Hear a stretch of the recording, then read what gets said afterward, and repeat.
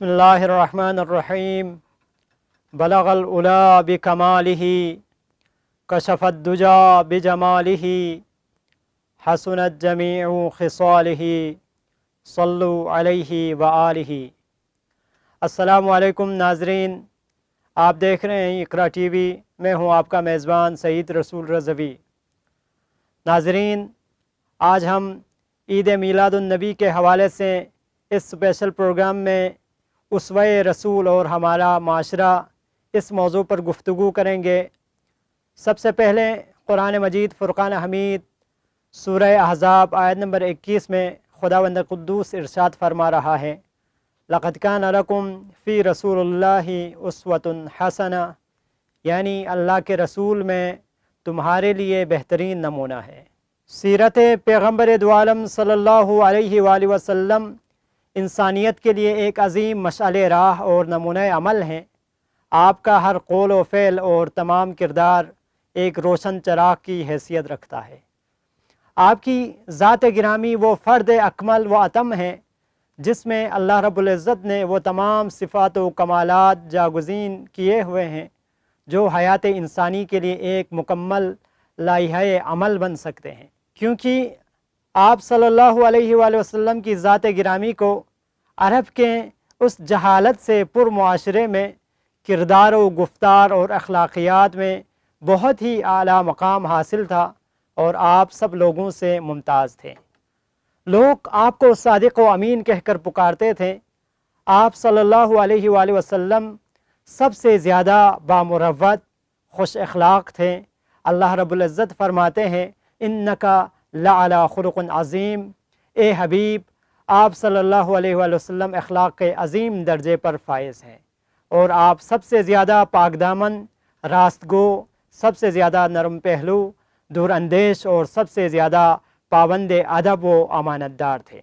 नबूवत का ये शाहकार चराग और रोशन सितारा अपनी तमाम तर रोशनियों के साथ हयात इंसानी के हर शोबा में, हर जहत और हर पहलू में मीनारे नूर बनकर उसवे रसूल की शक्ल में बनी नौ इंसान की सही रहनुमाई के लिए अपनी तमाम तर बरक़ात व फ़यूज़ात के साथ मौजूद हैं, जिसकी पैरवी से इंसान अपनी हिदायत और रहनुमाई का सामान फ़राहम कर सकता है। यानी जिससे एक पाकीज़ा और जराइम से पाक समाज परवान चढ़ सकता है। अल्लाह रब्बुल इज़्ज़त ने ये वाज़िह कर दिया और कामयाबी व कामरानी के मुतलाशी इंसानों को ये ख़बर दे दी कि तुम्हारे लिए रसूलुल्लाह सल्लल्लाहु अलैहि वसल्लम की ज़ात बेहतरीन नमूने अमल है। इसलिए हिदायत के मुतलाशी लोगों को चाहिए कि ज़िंदगी के हर मामले में, यानी हरकत व सकनात, रहन व सहन, सयादत व क़ियादत, अखलाक़ी किरदार, मुआशरत, मुईशत व तिजारत, सब्र व क़नाअत और ज़ुहद व तक़वा जैसी चीज़ों में, और मुरव्वत और शुजाअत, बल्कि हर अमल के अंदर कामयाबी व कामरानी के लिए पैगम्बर दो आलम हज़रत मोहम्मद मुस्तफ़ा सल्लल्लाहु अलैहि व आलिहि वसल्लम की हयात को बतौर नमूना पेश नज़र रखना चाहिए। दुनिया व आखिरत में फ़लाह और कामयाबी इसी से मुतमस्सिक रहने में है। मुआशरा में अमन व सुकून का क़याम उस वक्त तक मुमकिन नहीं हो सकता जब तक उसवे रसूल सल्लल्लाहु अलैहि वसल्लम को ना अपनाया जाए। पैगम्बर इस्लाम सल्लल्लाहु अलैहि वसल्लम के वजूद अक़दस का मकसद और हदफ एक पुरअमन और पुरसुकून मुआशरे का क़याम था, जिसमें सब इंसान बराबर हों, एक दूसरे का एहतराम हो, रवादारी हो। इसके लिए आप सल्लल्लाहु अलैहि वसल्लम ने हर किस्म की क़ुरबानी पेश की। आप सल्लल्लाहु अलैहि वसल्लम ने सारी ज़िंदगी तहम्मुल, बर्दाश्त, रवादारी का दर्स दिया और ऐसे समाज का क़याम अमल में लाए जहाँ अमन व सुकून था, जहाँ रवादारी थी, जहाँ पर बर्दाश्त थी, जहाँ मुसलमानों के ही नहीं बल्कि गैर मुस्लिमों के हुकूक को भी तहफ़्फ़ुज़ हासिल था। वहाँ पर सिर्फ़ इंसानों से नहीं बल्कि आप सल्लल्लाहु अलैहि वसल्लम जानवरों के हुकूक के बारे में भी फरमाया करते और जानवरों के हुकूक का भी दर्स दिया करते थे। یہ سب تعلیمات محمدی تھی جن پر آج کا مسلمان معاشرہ عمل پیرا نہیں ہے۔ ہمارے سماج میں اگر ہم دیکھیں تو ہمارے سماج میں برداشت، رواداری، اخوت اور مذہبی آہنگی نہیں ہے۔ اس کے علاوہ ہزاروں کے حساب سے ایسے جرائم اور واقعات ہمارے سماج میں ہیں اور ہمارے سماج میں رونما ہو رہے ہیں جو کسی غیر مسلم معاشرے میں بھی نہیں ہوتے۔ کسی عالم دین نے ایک خوب جملہ فرمایا ہے، وہ فرماتے ہیں کہ یورپ میں اسلام ہے مگر مسلمان نہیں، یعنی وہاں رواداری ہیں، برداشت ہیں، احترام انسانیت ہیں، ایک دوسرے کو کافر قرار نہیں دیتے، فاقوں پر مکمل طور پر عمل پیرا ہے، قانون کی بالادستی ہے، عدالت اپنے دائرۂ کار میں رہتے ہوئے ہر کام جلد انصاف کی فراہمی کرتے ہیں۔ جبکہ اس کے مقابلے میں اگر مسلم معاشرے میں دیکھیں تو جو مشرق وسطیٰ میں ہو، امریکہ میں ہو، افریقہ میں ہو یا ایشیا کے بیشتر حصے پر مشتمل ہے، ان کی طرف اگر نگاہ کریں تو جس میں مسلمان زیادہ تعداد میں ہیں وہاں مسلمان تو ہے مگر اسلام نہیں ہے، یعنی زبان سے مسلمان ہونے کا دعویٰ کرتے ہیں، کردار و گفتار میں اسلام نظر نہیں آتا۔ یہ ہمارے معاشرے کا سب سے بڑا المیہ ہے۔ ہم سب پیغمبر دو عالم حضرت محمد مصطفیٰ صلی اللہ علیہ وآلہ وسلم کی محبت کا بھرم بھرتے نہیں تھکتے، مگر ہماری زندگی ان تمام اوصاف سے عاری و خالی ہیں جو ایک مسلمان کے اندر ہونی چاہیے۔ ہمارے معاشروں میں کرپشن، ناانصافی، ظلم و ستم، زیادتی اور قتل و غارتگری اپنے عروج پر ہیں، مگر ہم کہتے نہیں تھکتے کہ ہم مسلمان ہیں، ہم محمد مصطفیٰ صلی اللہ علیہ وآلہ وسلم کے ماننے والے ہیں، جبکہ ہمارے کردار کو دیکھ کے شرمندگی محسوس ہوتی ہے۔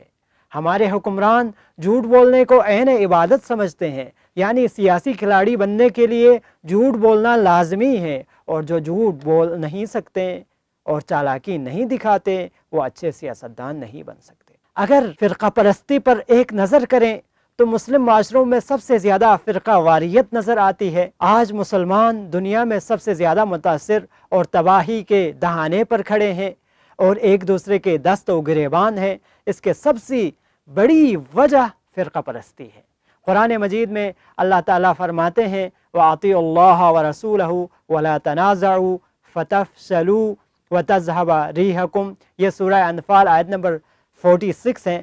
اس آیت گرامی میں خداوند قدوس ارشاد فرما رہا ہے تم اللہ اور اس کے رسول کی اطاعت کرو اور جھگڑا مت کرو کہ ناکام ہو جاؤ گے اور تمہارے بھرم ہی ختم ہو جائے گا۔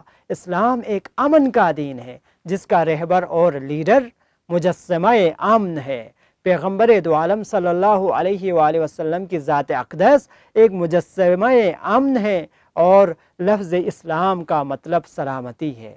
اسلام انسانیت کو اس مقام پر دیکھنا چاہتے ہیں اور اس مقام پر رکھنا چاہتے ہیں اور ہر فرد کے لیے تحفظ کی ضمانت فراہم کرتا ہے، جبکہ آج کا مسلمان اس کے برعکس عمل پیرا ہے۔ ناظرین، اسلام میں فرقوں کا ہونا کوئی معیوب نہیں ہے، لیکن اس سب کے باوجود وہ برادرانہ انداز میں باہم رہتے ہیں اور باہم رہ رہے ہیں۔ ایک معقول حد تک اختلاف نظر انسانی زندگی میں ترقی، پیش رفت اور ذہنی پالیدگی کا باعث ہے، یعنی اختلاف آراء کوئی عیب نہیں ہے، لیکن اصل مسئلہ اپنے نظریات کو دوسروں پر زبردستی مسلط کرنا، دوسروں کو اسلام کے دائرے سے خارج کرنا اور کفر کا فتویٰ لگانا ہے، جس سے ملک و قوم کی تباہی کے ساتھ ساتھ اسلام دشمن عناصر یہود و نصارہ کو اسلام مخالف باتیں کرنے کا موقع میسر آتا ہے۔ یہ عیب ہیں، اسی وجہ سے آج تک ہزاروں جانیں فرقہ واریت کی نظر ہو چکی ہیں۔ فکری میدان میں اگر ہم دیکھیں تو قلبی اور عملی عداوتوں کا نتیجہ یہ نکلا ہے کہ اسلام مورد الزام ٹھہرا ہوا ہے اور بدنام ہو رہا ہے۔ اسی لیے ہمارے سیاسی اور سماجی زندگی میں بہت زیادہ منفی اثرات مرتب ہوئے ہیں۔ یہ سب تعلیمات محمدی سے دوری کی وجہ سے ہیں۔ اگر ہم اپنی حیثیت کو سیرت محمدی کی روشنی میں سمجھیں اور اس پر عمل پیرا ہو جائیں اور اس پر عمل کرنے کے لیے اٹھ کھڑے ہوں تو یقیناً ہمارا یہ بگڑا ہوا معاشرہ اصلاح کی راہ پر گامزن، اور گھر، خاندانی نظام اور معاشرہ امن و سکون کا گہوارہ بن جائے گا۔